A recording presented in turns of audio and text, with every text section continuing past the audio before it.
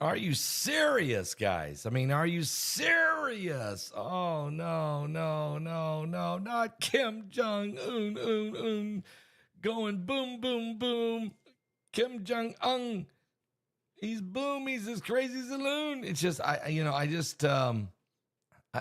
we go. But Putin is teaming up with Kim Jong Un, and this is very, very disturbing. I'm going to tell you what's been happening in just a second.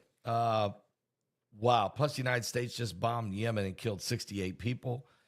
And Israel is putting the hammer down on Gaza right now. I tell you, the world, there's a lot of talk, but all we see is war. Let me just say this. As we age, our body's collagen production declines, okay? It's leading to visible signs of aging like wrinkles and sagging skin and crow's feet and smile lines and more. These effects start being most noticeable at 40 and when our collagen levels are reaching their lowest. And each year they get lower by 1%. Research shows that collagen is responsible for about a third of our skin's protein, providing the ingredients skin needs for structure and strength. That is why I have been using the secret weapon, okay? The collagen, you guys know this. It's ageless. It's tasteless. You'll be ageless. It's amazing. Guys, this stuff is incredible. It's odorless. It's ageless. It's tasteless, but you become unbelievably younger. It's just incredible what it does to your skin, the glow, the flow, the joy. Guys, and you can save 51% off. You just do this. Click on that link below this video. Go to www.healthwithpaul.com. That's www.healthwithpaul.com. And let's get some collagen into your life. All right? All right. Wow, I tell you, it is great stuff. It really is. A lot of people tell me how much they thank me for letting them know about this. Okay, so here's what's going on, guys, and it's troubling, okay, to say the least. It is very, very troubling. But this is the world we're in. Wars, and rumors of wars. It seems like it never, ever ends. And I just keep praying for people innocent people that are in Russia, innocent people in Ukraine, innocent people in Gaza, innocent people in Israel, innocent people in Yemen, because there are innocent people always caught in the fray. The problem is the regimes who do not want to stop. They do not want to stop. They just want to keep killing people, and they want power, and they're fighting for all kinds of causes. And some of these causes are just ridiculous. Some are greed, some are power, some are legacy, but mostly religion in most times. Okay, just the way it usually works out. But I want to share some stuff. Here's what's going on today. President Putin, he praised, literally, he thanked today, came out and he thanked North Korea for sending their troops in and deploying them to Russia to fight shoulder to shoulder with the Russians against Ukraine. For a while there, they were doing it under cover of darkness.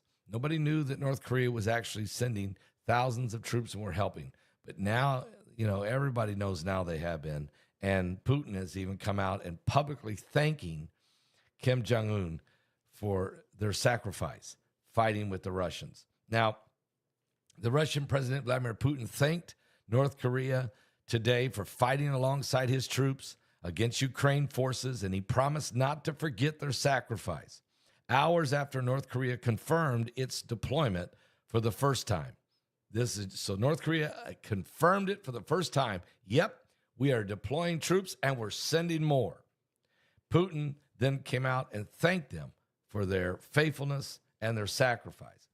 The back-to-back Russian-North Korean statements, which illustrate their expanding military partnership, came 2 days after Russia said its troops had fully reclaimed the Kursk region that Ukrainian forces seized in a surprise incursion last year.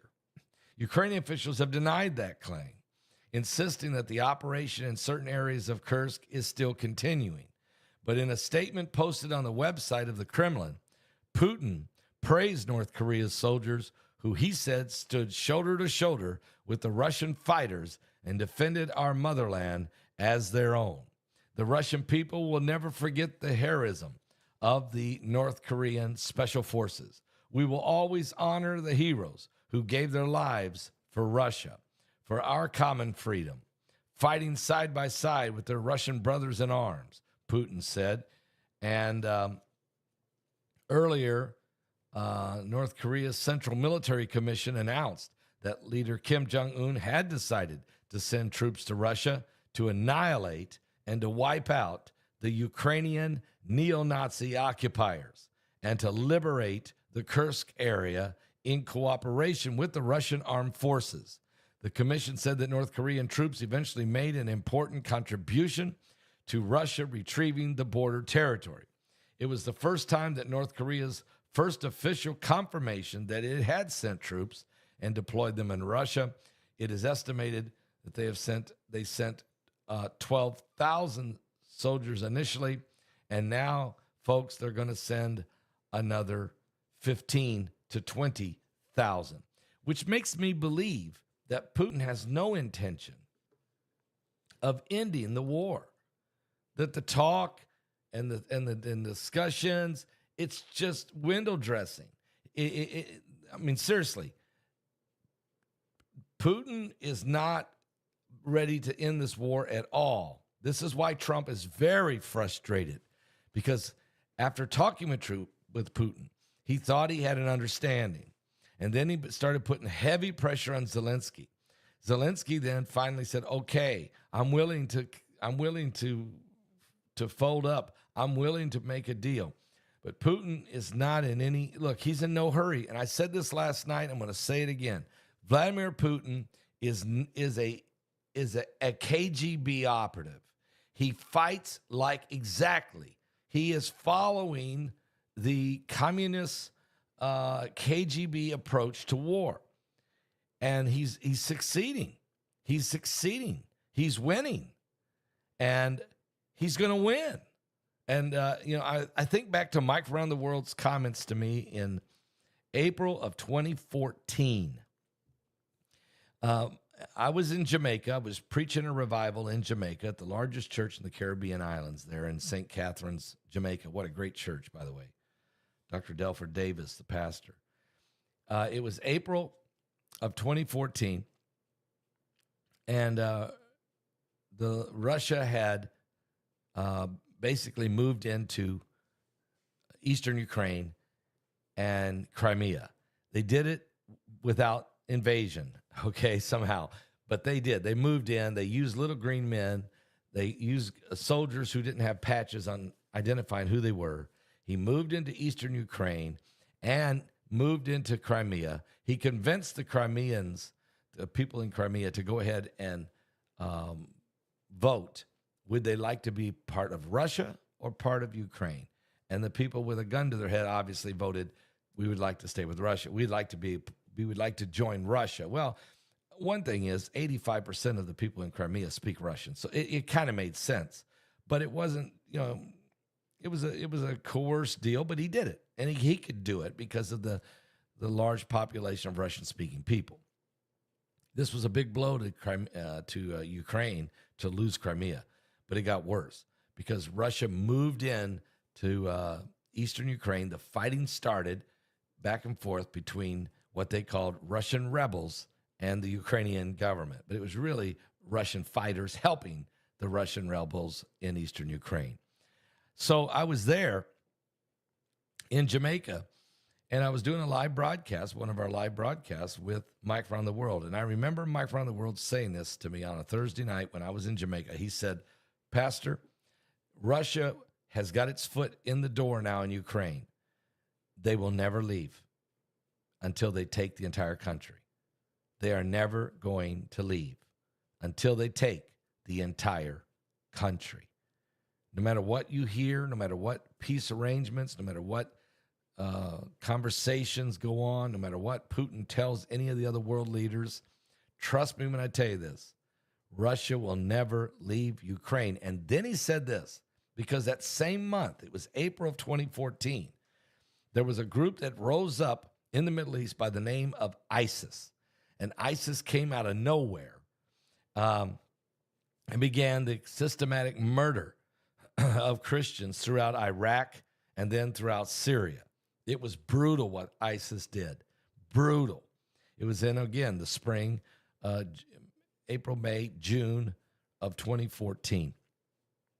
And Mike said to me on the same night, he said, listen, there's two things that's not going to change. Russia had also moved into Syria.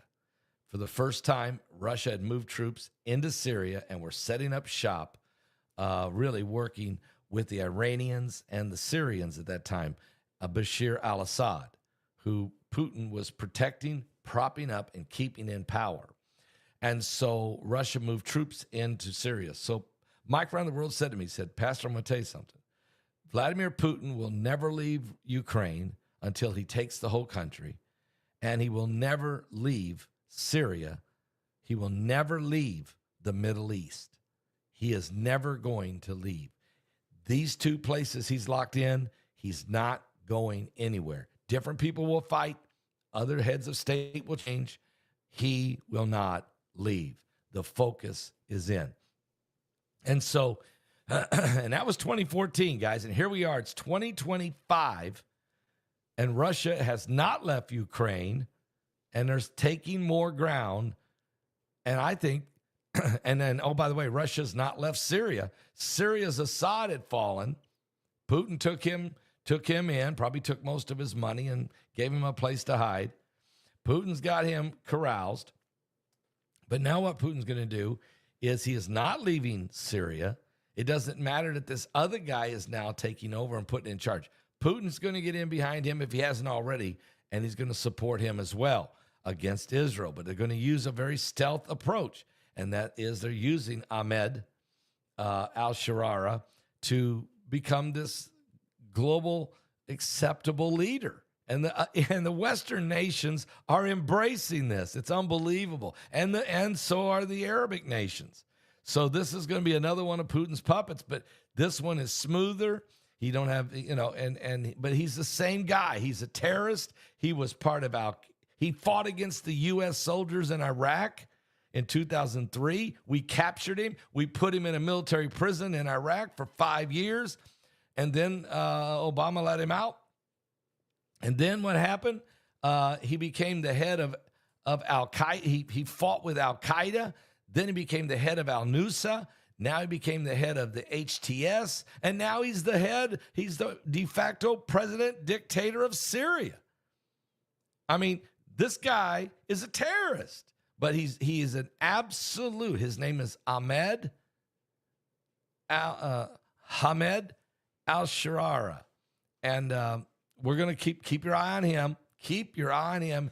I believe he is the Assyrian. I'm not sure if he is.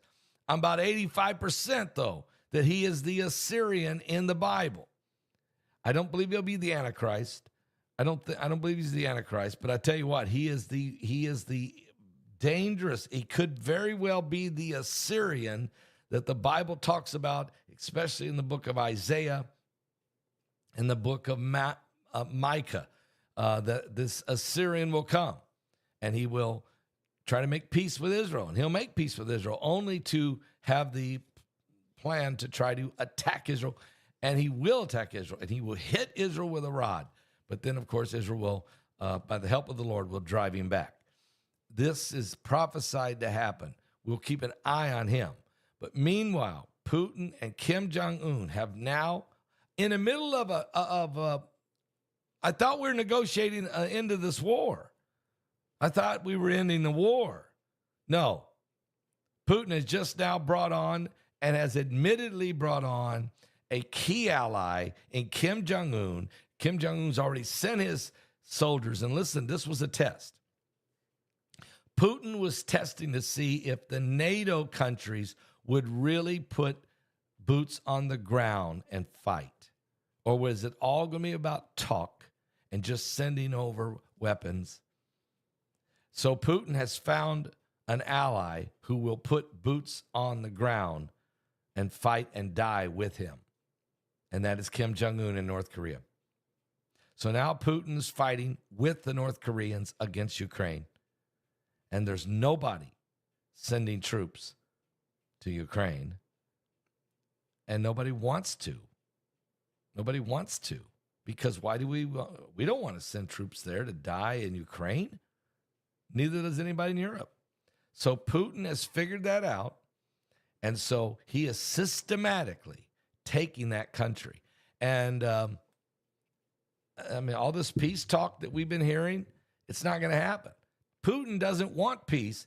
He's on the offensive right now. He is brilliantly used all types of strategies, psychological strategies. He's been a cool customer.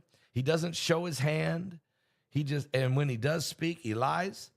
And meanwhile, he's building his coalition to take Ukraine. And so I'm just telling you how it's going. And I'm not defending Putin or throwing him on a bus. I'm just explaining what he's doing. He is brilliantly outmaneuvering the West when it comes to Ukraine. And so Putin is thankful for Kim Jong-un sending the troops, and the two of them are plotting the apocalypse for Ukraine. The question will be now, what will President Trump do? How in the world does he slow down the Putin train? How in the world does he bring peace into this Russian-Ukraine situation? And how in the world do you bring peace into the Middle East? Now, I do see that the United States, and I believe Mossad was probably behind the explosion in Iran. I'm not sure, but I feel like it probably was Assad. And meanwhile, the United States is crushing Yemen. So there's wars and rumors of wars. It really is an incredible situation. It really, really is. Wow. So just keep your eyes open. I'm not promoting anything. I'm just reporting what I'm seeing.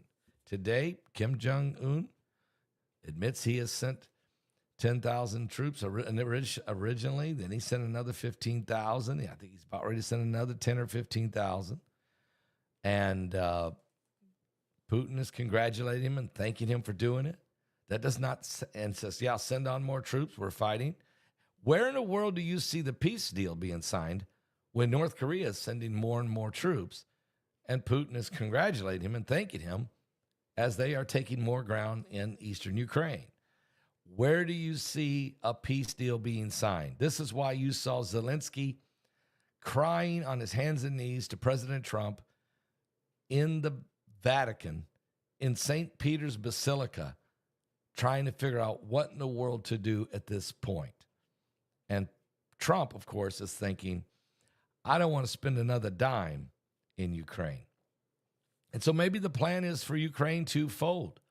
Maybe the best thing could happen would be for Ukraine to surrender and come underneath Russia. Maybe that is the best thing.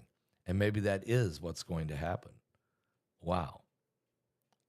Crazy. It's crazy.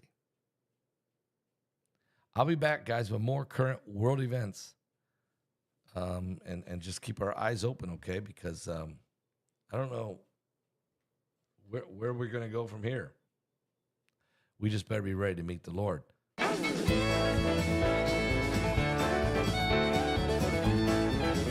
The apocalypse in Ukraine? Have you been to Jesus for the cleansing power? Are you washed in the blood of the Lamb? Are you fully trusting in His grace this hour? Are you washed in the blood of the Lamb? Are you washed in the blood, in the soul cleansing blood of the Lamb? Are your garments spotless? Are they white as snow? Are you washed in the blood of the Lamb?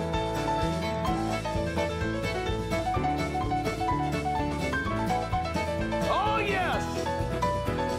Hang in there, Wild Star.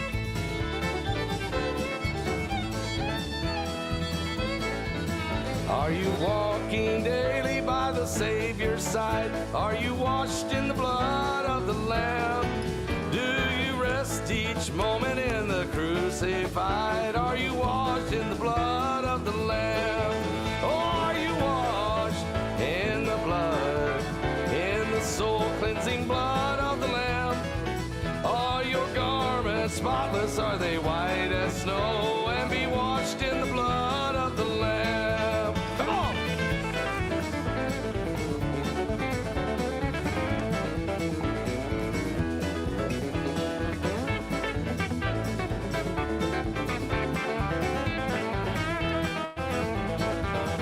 When the bridegroom cometh, will your robes be white? Are you washed in the blood of the Lamb?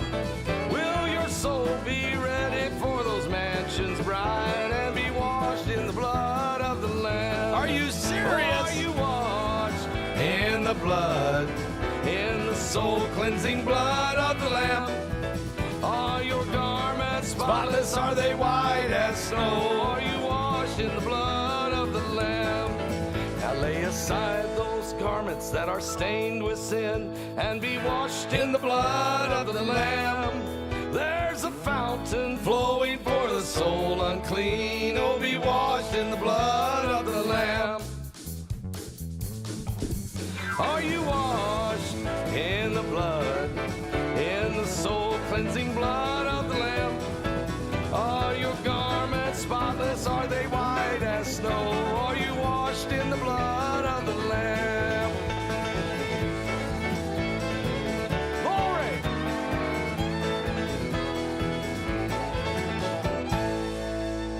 Are you serious? Oh, I am so serious. Guys, I'll be back with more current world events and how they relate to biblical prophecy. We are living in the last days. You know, I really thought at first when Putin started the war, when he invaded Ukraine, but he started as I said, he started in 2014, creeping in, taking Crimea, and then taking eastern Ukraine, basically in that, letting that fight just go on with these rebels. Then he made the invasion in 2022. His reasoning, he said, was to defend the homeland. But he also, before he invaded, if you guys remember, he did a 12-page manifesto. I read that entire manifesto for everyone. He was basically saying, look, Ukraine is ours, and we're just restoring the motherland. We want to restore Mother Russia to its original position. Well, that would mean you'd have to take Ukraine, you'd have to take Poland, you would have to take Romania, half of Germany, and some of Austria, and Belarus, and Moldova, and okay. So,